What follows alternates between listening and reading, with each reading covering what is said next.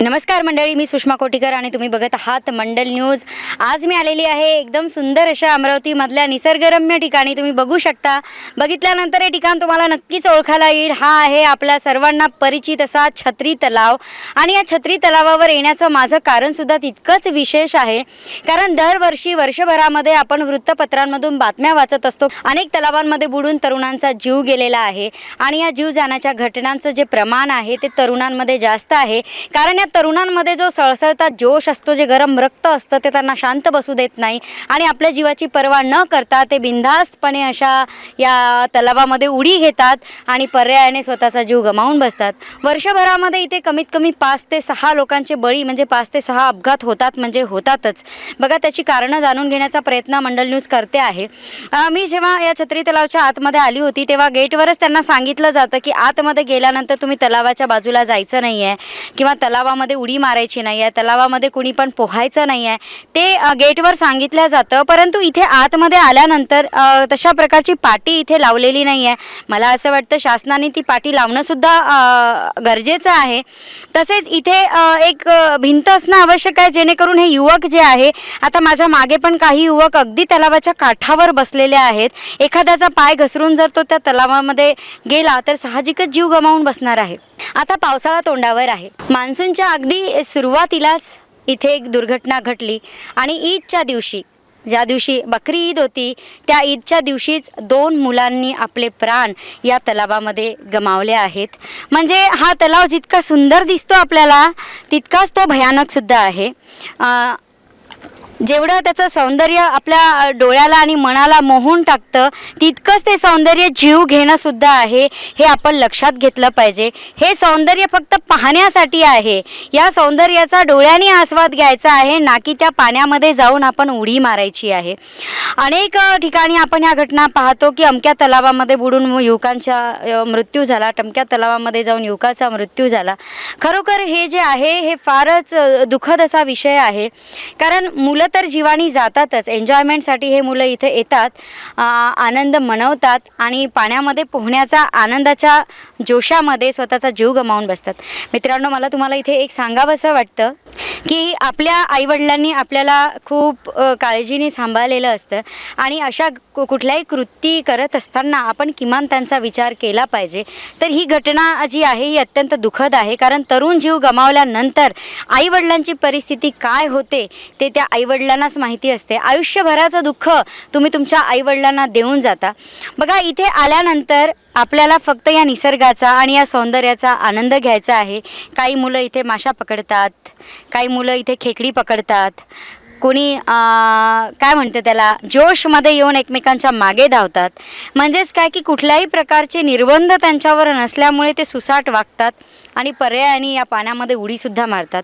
आणि उडी घेतल्यानंतर काय, अहो ते पाणी किती खोल आहे, त्याची डेप्थ आपल्याला माहिती नाही, त्याच्यामध्ये किती गाळ आहे ते आपल्याला माहीत नाही, त्याच्यामध्ये कोणकोणत्या प्रकारचे हानिकारक प्राणी आहेत ते सुद्धा आपल्याला माहीत नाही। आणि असं असताना सुद्धा युवक बेधडकपणे त्या पाण्यामध्ये उडी मारतात फक्त पोहण्यासाठी। बघा, हा पोहण्याचा मोह आपल्याला आवरणं फार गरजेचं आहे, कारण अनेक युवकांना त्यासाठी स्वतःचे प्राण गमवावे लागले आहे। खऱ्या अर्थाने हा विषय चिंतनाचा आहे। इथे आल्यानंतर मी बघते आहे की इथे येणाऱ्या तरुणांचंच प्रमाण जास्त आहे। इथे फॅमिली मेंबर्स कमी येतात किंवा फॅमिलीवाले लोक कमी येतात, येणारी जी संख्या आहे ती तरुणांची आहे। म्हणजेच काय की तरुणाईने कुठेतरी सोशल मीडियावर रील्स बनवणे किंवा अजून काही गोष्टींचे आव्हानं करण्यासाठी हे मुलं इथे येतात। दरवर्षी इथे युवकांचे बळी जातात, त्यामुळे आता युवकांनी जागरूक होणं फार गरजेचं आहे बरं का। कारण तुम्ही तुमच्या नादाने म्हणजे तुम्ही तुमच्या आनंदाच्या पोटी हे सगळे काही कृत्य करत असतात, परंतु तुमच्या मृत्यूनंतर खरं दुःख होते ते तुमच्या आईवडिलांना। तुम्ही जाता, तुमचे मित्र थोडे दिवस तुमच्यासाठी रडतील, तुमचे काका मामा आत्या थोडे दिवसासाठी तुमच्यासाठी रडतील, परंतु आयुष्यभराचं दुःख मात्र आईवडिलांना सहन करावं लागतं। म्हणून किमान या मुलांनी या तलावामध्ये उडी मारताना विचार केला पाहिजे की घरी कोणीतरी आपली वाट बघत आहे, आपले आई आहेत, आपले वडील आहेत। पोहण्याचा मोह आवरता येत नसेल तर आपण वॉटर पार्कमध्ये गेलं पाहिजे. तिथे पाणी छान असतं, तिथे सुरक्षा असते, सगळ्या गोष्टी असतात आणि तिथे जाऊनच आपण आपला आनंद लुटला पाहिजे. अजून एक मला हे सांगायचं आहे की आता पावसाळा सुरू होणार आहे. पावसाळा सुरू झाल्यानंतर अमरावती जिल्ह्यामध्ये अनेक असे धबधबे आहेत की जिथे जाण्याचा मोह तुम्हाला काय मलासुद्धा आवरला जात नाही, परंतु तिथे जात असतानासुद्धा आपण काळजी घेतली पाहिजे. आपण बघतो की अनेक ठिकाणावरून बातम्या येतात की आज हे युवक या ठिकाणी गेले आणि त्या डोहामध्ये डुबून त्याचा मृत्यू झाला. युवकांनीसुद्धा ही काळजी घेणं आज खूप खूप काळाची गरज आहे, कारण आपलं जीवन हे अमूल्य आहे आणि हे अमूल्य जीवन वाचवण्यासाठी आपणच पुढाकार घेतला पाहिजे. एन्जॉयमेंट पण करावी, पण ती शिस्तीत करावी, जेणेकरून दुसऱ्यांचा पण जीव जाणार नाही आणि आपला पण जीव जाणार नाही. इतरांच्या जीवांची पण आपण काळजी केली पाहिजे आणि सोबतच स्वतःच्या जीवाची पण काळजी केली पाहिजे. सो हे जे धाडस आहे ना आपल्यामध्ये, नको त्या ठिकाणी हे धाडस आपण दाखवतो आणि जीव गमावून बसतो. या पाण्यामध्ये उडी घेणं हे काही फार मोठं धाडस नाही आहे. तिथे सीमेवर जाऊन लढणं आणि स्वतःच्या छाताडावर गोळी झेलणं हे खरं धाडस आहे. मला असं वाटतं की ह्या धाडसासाठी माणसाने पुढे सरसावलं पाहिजे की या साध्या तलावामध्ये उडी घेण्यासाठी सरसावलं पाहिजे. हा विचारसुद्धा इथे होणं गरजेचं आहे. तर आज या बातमीच्या माध्यमातून मी तरुणांना आवाहन करू इच्छिते की कृपया या तलावामध्ये उडी घेण्याचा जो तुमचा मोह आहे तो तुम्ही आवरायला पाहिजे, कारण हा तलाव फार डेंजरस आहे. तो जितका सुंदर दिसतो तितकाच तो हानिकारक आहे. म्हणून याच्यामध्ये उडी घेताना 10 वेळा तरी विचार केलाच पाहिजे. बघा मित्रांनो, इथे फक्त एकच गार्ड आहे ज्यांची इथे सिक्युरिटी गार्ड म्हणून ड्युटी लागलेली आहे आणि इथे बाकी कुठेच कसल्याच प्रकारच्या सुविधा नाही आहे. मुळात हे गार्डन बंद आहे, कारण या गार्डनचं जे सौंदर्यीकरणाचं काम चालू आहे त्याच्यावर वन विभागाकडून ॲक्शन घेण्यात आलेली आहे आणि त्याच्यामुळे इथलं जे काही बाकीचं काम होतं ते काम थांबलेलं आहे. त्या बाजूने पण लोकांना येण्यासाठी बंदी आहे आणि या बाजूने पण मोठं जे गेट आहे ते बंद करण्यात आलेलं आहे. मला असं वाटतं हा बगीचा जर नागरिकांसाठी खुला झाला तर इथे घडणारे जे काही अनुचित प्रकार आहेत त्याला कुठेतरी आळा बसेल, कारण जेव्हा इथे लोक यायला लागतील तेव्हा इथली सिक्युरिटी वाढेल आणि सिक्युरिटी वाढल्यानंतरच इथलं जे काही हे सगळं सौंदर्यीकरण केलेलं आहे त्याचा आस्वाद अमरावतीकर घेऊ शकतील. बघा, इथे दुर्घटना घडल्यानंतर कुठलीही व्यवस्था नाही आहे. म्हणजे तुम्ही जर पाण्यामध्ये बुडाले तर तुम्हाला वाचवण्यासाठी इथे कुठलं पण पथक नाही आहे, त्याची कुठली पण अरेंजमेंट केलेली नाही आहे. म्हणजे इथे जर एखादा व्यक्ती पाण्यामध्ये बुडाला तर त्याला वाचवायला कुणीच नाही आहे. म्हणून इथे येताना हा विचार होणं आवश्यक आहे की आपण ज्या ठिकाणी चाललो आहे त्या ठिकाणी खरंच ही पर्यायी व्यवस्था आहे का. तर हा जो बगीचा आहे हा बगीचा अमरावतीसाठी अतिशय मनोरंजनाचा आणि विकेंडला आनंदाने काही क्षण घालवण्याचं हे ठिकाण आहे, परंतु इथे काहीच व्यवस्था नाही आहे. आतमध्ये मी बघितलं, जेव्हा मी आतमध्ये एंट्री केली तेव्हा बघितलं तर खरोखर खूप वाईट वाटलं ह्या गोष्टीचं मला, की एवढा सुंदर बगीचा असताना, ज्या बगीचाचं खूप नाव आहे, एवढा ब्रिटिशकालीन तलाव आहे, एक ऐतिहासिक हा तलाव आहे. अमरावती शहराला असे अनेक ऐतिहासिक तलाव आहेत, त्यापैकीच हा एक माझ्या मागे असलेला तलाव आहे. आणि इथे आतमध्ये येताना चित्र काय तर एकदमच विचित्र आहेत. इथे सगळी तरुणाई आहे आणि अनेक प्रमाणामध्ये इथे हुल्लडबाजीसुद्धा चालते, ज्याच्यावर कुठेतरी आळा हा बसलाच पाहिजे.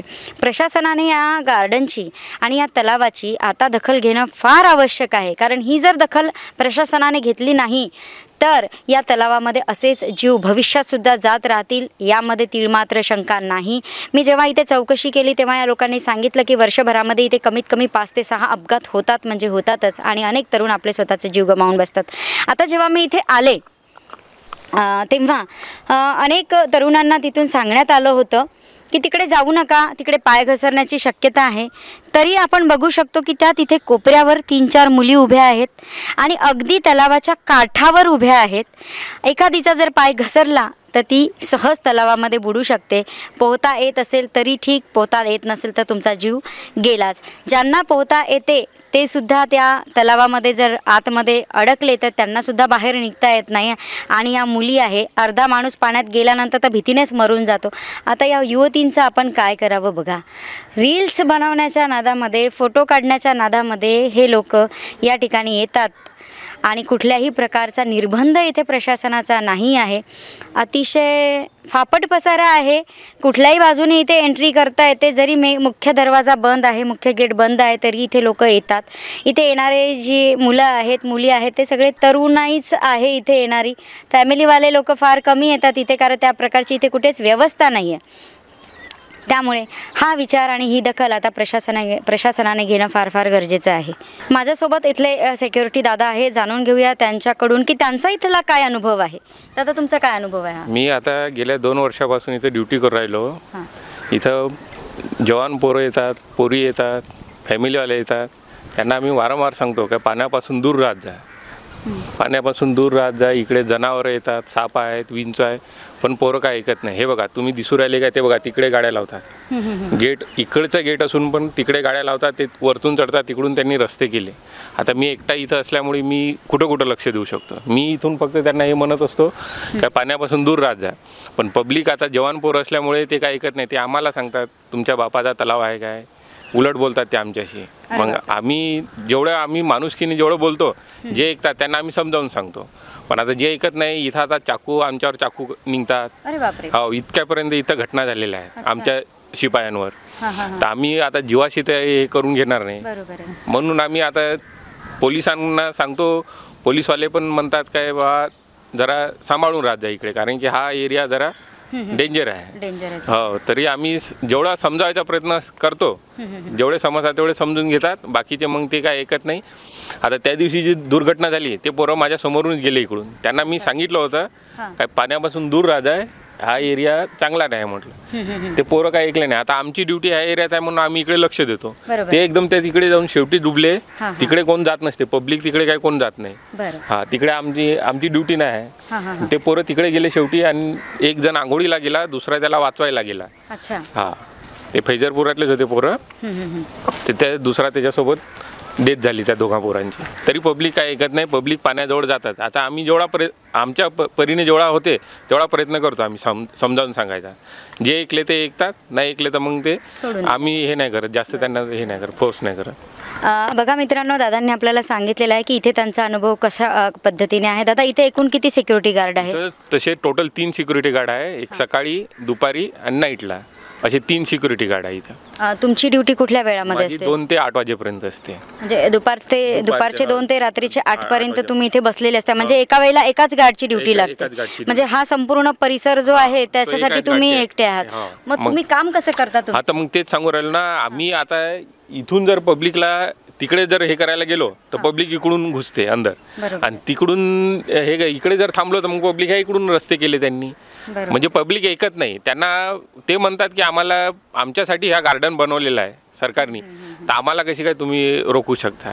आम्ही म्हटलं काही जोपर्यंत हे चालू होत नाही, आता याच्यावर फॉरेस्ट डिपार्टमेंटची केस चालू आहे असं काहीतरी मी ऐकलं आहे, त्याच्यामुळे ते काम पेंडिंग पडलं आहे.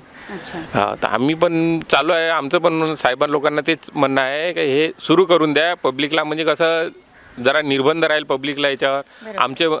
आम्हाला पण थोडं हे राहील, सिक्युरिटी राहील इकडे. बरं, आता तुम्ही इथे 2 वर्षापासून काम करत आहात, तर आतापर्यंत इथे किती अपघात झाले तुमच्या डोळ्याच्या समोर? आता वर्षाला तसं 4 ते 5 डेथ होतातच इथं. आता गेल्या वर्षी 4 डेथ झाल्या होत्या इथं. ह्या वर्षी आता हे 2 पोरं पकडून समजा 4 डेथ झाल्या. आता 4-6 महिन्यात 4 डेथ झाल्या इथं. आणि ते सगळे जास्ती करून ह्याच एरियात होतात. म्हणजे इकडे कोण हे नाही होत, डेथ नाही होत इकडे, सगळे ह्या एरियात डेथ होते. हा, ह्या बाजूला. कारण की इकडे कसं आहे, पब्लिक हे लक्ष देत नाही इकडे. इथं आम्ही लक्ष देतो, आमच्या नजरेसमोर राहतात तर आम्ही इकडे लक्ष देऊ शकतो. पण इकडे आम्ही इकडे राहतो, आमची ड्युटी तर तिकडे आमचं लक्ष राहत नाही. बरं, आता हे जे मुलं तिथे मासोळ्या पकडायला गेले आहेत, तुम्ही त्यांना तर सूचना आहे, हे रोज येतात. आणि हे कसं आहे, यांना पण सांगतो आम्ही, असं नाही का आमची ड्युटी आहे सगळ्यांना सांगणं, पण हे पोरं रोजचे येणारे आहेत आणि ते मग आमच्यावर राग काढतात. आम्ही सांगते इथचे जवळ नगरातलेच आहोत, आमचा तलाव आहे, आम्ही लहानपणापासून इकडे खेळलो आहोत, असं आहे. मग आता कोणाला सांगत बसता. आता हे लेडीज राहते, लहान पोरं राहतात, तर आम्ही त्यांना सांगतो. संध्याकाळी 6 नंतर गार्डन बंद होते. इकडे सापं येतात, तिकडे हरणं येतात पाणी प्यायला, बिबट्या येते पाणी प्यायला, पण तरी पब्लिक ऐकत नाही. बघा, हा जो छत्री तलाव आहे, या छत्री तलावावर हे काम सुरू झालं होतं. बऱ्यापैकी कामाला वेग आला होता, पण काही कारणांमुळे हे काम थांबलं. आणि आपण बघू शकतो की आता जे काम इथे झालेलं आहे ते कामसुद्धा आता खराब होण्याच्या मार्गावर आहे. इथल्या ह्या फरशा निघालेल्या आहेत, अर्धवट काम आहे. त्याचे कारणं वेगवेगळे आहेत, कारण वनविभागाकडून या कामावर बंदी घालण्यात आलेली आहे किंवा काय, त्याचा पूर्ण व्हिडिओ मी नंतरच्या याच्यामध्ये करणारच आहे. परंतु आजचा जो मुद्दा आहे महत्त्वाचा तो की हे गार्डन बंद असल्यामुळे इथे कुठल्याही प्रकारचा आळा घातलेला नाही आहे. इथे पोलीस रात्रीला येतात, पेट्रोलिंगसाठी येतात आणि जातात. इथे फक्त एकच गार्ड आहे ज्यांच्या वेगवेगळ्या शिफ्ट असतात आणि इथे येणारे जे हे तरुण मुलं मुली आहेत हे त्या गार्डलासुद्धा धमक्या द्यायला मागे पुढे पाहत नाही. अशा पद्धतीचं वातावरण या छत्री तलावचं आहे आणि साहजिकच तो बिचारा एकटा माणूस काय करणार आहे, तो घाबरणारच, कारण येणारे जी मुलं असतात ते टोळीने येतात. आता इथे तुम्ही बघू शकता की ही जी वॉल आहे तलावाची ती दगडांनी बनलेली आहे वॉल आणि तिथे मध्ये छत्री लावलेली आहे. तर हा जो तलाव आहे हा 1888मधला आहे, म्हणजे 1888 सालचा हा तलाव आहे, असा या तलावाचा इतिहास आहे. म्हणजे जेव्हा दुष्काळ पडला होता त्या दुष्काळामध्ये इंग्रजांनी हा तलाव तयार केला. अमरावती शहरालगत असे अनेक तलाव आहेत जे ब्रिटिशकालीन आहेत, त्यापैकीच हा एक तलाव आहे. म्हणजे अमरावतीकरांसाठी हा एक ऐतिहासिक तलाव आहे. जसं फुटका तलाव आहे, वडाळीचा तलाव आहे, तसाच हा छत्री तलावसुद्धा ब्रिटिशकालीन आहे. ती छत्री जी आहे बांधलेली ती पूर्ण दगडामध्ये बांधलेली आहे आणि ती बऱ्याच प्रमाणामध्ये आता नाजूक झालेली आहे. त्याचं जे छत आहे ते छतसुद्धा तुटलेलं आहे आणि पुष्कळ जुनं असं त्या छत्रीचं काम आहे आणि त्याच्यावर तुम्ही बघू शकता की तरुण किती जाणं करत आहे, त्या छत्रीमध्ये आहेत, त्याच्यातून वाकून पाहत आहेत. आणि तिकडे समोर दूर तुम्हाला दिसते की ती जी भिंत आहे जी तलावाचं पाणी साठवण्यासाठी केली जाते, त्या भिंतीच्या तिथे तरुण जाऊन बसलेले आहेत. आणि मगाशीच त्या गार्डदादांनी आपल्याला सांगितलं आहे की त्या भागामध्येच अपघात जास्त होतात, कारण तिथे जी पाण्याची खोली आहे ती कदाचित जास्त असावी आणि हे तरुण पोहण्याच्या निमित्ताने, बसण्याच्या निमित्ताने तिकडे जातात, पाण्यात उडी घेतात आणि स्वतःचा जीव गमावून बसतात. खरोखर आज या व्हिडिओच्या माध्यमातून प्रशासनाला मला हे दाखवून द्यायचं आहे की अमरावती शहराची जर अशीच अवस्था राहिली, या बगीचाची अशीच अवस्था राहिली तर इथे एक नाही अनेक जीव जातच राहतील, यात तीळ मात्र शंका नाही. तुम्ही इथे रोज येता का ताई? हां, आठवड्यातून एकदा. तर काय आहे इथलं वातावरण? छान आहे, निसर्गरम्य वातावरण आहे, पण तिथे किनाऱ्याच्या जवळ थोडंसं घातक आहे जाणं. काही दिवसापूर्वीच घटना झाली होती, 2 मुलांचा मृत्यू झाला होता. तर तरुणींनी तिथे जाणं घातक आहे आणि सेल्फीसाठी जातात. बरं, कधी तुम्ही इथे तरुणांना किंवा ज्या मुली आहेत इथे येणाऱ्या त्यांना कधी सांगण्याचा प्रयत्न केला का की जाऊ नका म्हणून तिकडे? नाही, सांगण्याचा प्रयत्न. तुम्हाला वाटतं का ते ऐकतील म्हणून? नाही, ऐकत नाही आजकालचे तरुणी, कारण एवढा क्रेज आला आहे यूट्यूब आणि इंस्टाग्राम वगैरे, त्याचे रील्स बनवायसाठी निसर्गरम्य वातावरणात छान निघतात. त्यामुळे निसर्गरम्य वातावरणात सेल्फी घ्यायला, रील्स बनवायला येतात आणि घातकच आहे तिथे. डायरेक्ट मी मुलींना घेऊन गेली होती ना, डायरेक्ट खोल आहे, जाणं घातकच आहे. पाय घसरून अपघात होण्याची शक्यता आहे. बरं, इथे काही असं गस्त वगैरे घालणारे लोक येतात का, पोलीस डिपार्टमेंटचे किंवा असे बाहेरचे कोणते लोक येतात का कधी? हो, मी पोलीस डिपार्टमेंटचीच आहे, माझे हस्बंड याच्यात आहेत पोलीसमध्ये. त्यांचा राऊंड असतो इकडनी, त्यांचं असते लक्ष असतं. आणि इथे आता चौकीदार पण आहेत ना, फक्त 2 तासासाठीच आहे वाटते इथे संध्याकाळी. चौकीदाराची 3 शिफ्टमध्ये काम आहे. 3 शिफ्टमध्ये काम आहे. बघा मित्रांनो, तो मी आहे या छत्री तलावच्या छत्रीच्या समोर उभी आहे आणि इथे आल्यानंतर अजून एक वाईट चित्र हे दिसलं की या बगीचा मुळात तर आधी मला हसायला येते की याला बगीचा म्हणावं की काय म्हणावं, कारण इथे कुठल्याच प्रकारचे नियम नाही आहे, अनुशासन नाही आहे, काहीच नाही आहे. इथे प्रचंड प्रमाणामध्ये कचरा करून ठेवलेला आहे लोकांनी आणि इथे येणारे जे लोक आहेत ते अतिशय बेशिस्त आहेत. जे काही त्यांनी इथे घाण करून ठेवलेली आहे ते घाणीचं साम्राज्य बघून नक्की डोक्यामध्ये हाच प्रश्न येतो, खरोखर हा बगीचा आहे का? बगीचा हा शब्द जरी उच्चारला तरी डोळ्यासमोर एक बगीचाचं जे चित्र उभं राहतं हे चित्र त्याच्या अगदीच उलट आहे. याला बगीचा आपण म्हणू शकत नाही अशा पद्धतीचं वातावरण या छत्री तलावावर आहे. तर कुठेतरी आता प्रशासनाने जागं होणं गरजेचं आहे, कारण अमरावती शहरामध्ये अनेक ठिकाणी शहरामध्ये तर घाणीचं साम्राज्य आहे, त्यात शंकाच नाही. पण जो बगीचा म्हटला जातो त्या बगीच्यामध्ये सुद्धा अत्यंत दयनीय अशी अवस्था आहे. त्याचे फुटेज तुम्हाला बघायला मिळणारच आहे. तर मला असं वाटतं कुठेतरी या घटनेची आणि या गोष्टीची दखल घेणं शासनाने गरजेचं आहे. तुम्ही रोज येता दादा इथे फिरायला? सकाळ संध्याकाळी मी सकाळ आणि संध्याकाळी रोज येतो. बरं, इथे फिरायला येतात तर तुमचा अनुभव कसा आहे या तलावाचा? आता सकाळचा तर ठीकठाक आहे, पण संध्याकाळच्या वेळेस ते कपल्स आणि हे घाणीचं साम्राज्य जे इथे पसरलेलं आहे फारच विचित्र आहे. बरेचदा आम्ही स्वतःहून साफ केलेलं आहे, पण म्हणजे गव्हर्नमेंट त्यांना काहीही साथ देत नाही आम्हाला. बरं, आता इथे काही दिवसांपूर्वी एक दुर्घटना घडली होती की 2 मुलांचा जीव या तलावामध्ये गेला आणि इथे दरवर्षाला काही ना काही घटना होत असतात. तर तुम्ही इथे फिरायला येतात तर तुम्ही काय बघता इथे चित्र नेमकं? ते ॲक्च्युली 2 जणांचं असं तर बरेच जणांचं ऐकलेलं आहे, पण त्या दिवशी ते झालेलं आहे. हे पोरांचं आहे थोडंसं म्हणलं की हे यंग जनरेशन टीनेजवाले तर थोडंसं आगाऊपणाच म्हणतात त्यांना आपल्या मराठी भाषेत. त्यांना काहीही कारण नसताना पाण्यात उतरतात. त्यांना पाण्याचा अंदाज नाही, पोहणं नाही, कशाचीच माहिती नाही, सांगितलं तर ऐकत नाही, अंगावर येतात, भांडणं करतात. त्याच्यामुळे त्यांना कोणीही सांगायचा प्रयत्न करत नाही. 2-3दा करून पाहिला आम्ही, पण त्यांचंच स्वतःहून ते आमच्याच अंगावर येतात. त्याच्यापेक्षा सोडून दिलेलं बरं. पण अशांनी बऱ्याच दुर्घटना झालेल्या इथे. दर महिन्यात 1-2 अशा म्हणजे रेग्युलर घटना होतात इथे. हां, तर त्याच्यामुळे याच्यावर एक तर चौकीदार नसतात इथे. दुपारच्या वेळेस इथे बरेच कपल्स हे ते आहे, त्यांना पण सेफ्टी नाही आहे, त्यांना कळत नाही, ती गोष्ट वेगळी आहे. पण हे सेफ्टीच्या दृष्टीने बिलकुल कामाचं नाही राहिलं आहे, कारण का लक्षच नाही आहे कोणाचं. आणि चौकीदार होतं पहिले, आता 2 महिन्यापासून कोणी चौकीदार नाही, काही नाही, काहीच नाही इथे. त्याच्यामुळे वाऱ्यावर सोडल्यासारखं आहे सगळं ते. हां, जे तर इथे बरेचसे 2-3 मर्डर झालेले आहे, काय झालेले आहे, हे कपल्सचे वेगवेगळे प्रकार बरेच ऐकायला भेटतात.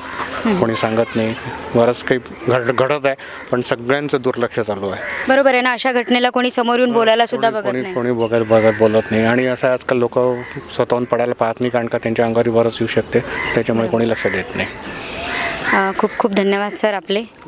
धन्यवाद. तर बघा मित्रांनो, इथे अगदी टोळकेचे टोळके तरुण मुलामुलींचे येतात. त्यांच्यासोबत बोलण्याचा प्रयत्न केला तर ते मीडियासोबत बोलायला पण तयार नाहीत किंवा नसतातही बोलायला तयार. आणि इथे जे काही आज चित्र मी बघितलं ते तुमच्यासमोर मी सत्य मांडलेलं आहे. आणि खरोखर ही जागा एक प्रकारे जितकी मनोरंजनाची आहे तितकीच अमरावतीच्या संस्कृतीला कुठेतरी डाग लावणारी सुद्धा आहे. तेव्हा प्रशासनाने या गोष्टीकडे आवर्जून लक्ष घातलं पाहिजे. एकतर इथे कडक बंदोबस्त केला गेला पाहिजे, ते पेट्रोलिंग झालं पाहिजे. इथे हे जे काही हुल्लडबाजी आणि सगळा थिल्लरपणा चालतो तो कुठेतरी त्याच्यावर आळा बसला पाहिजे.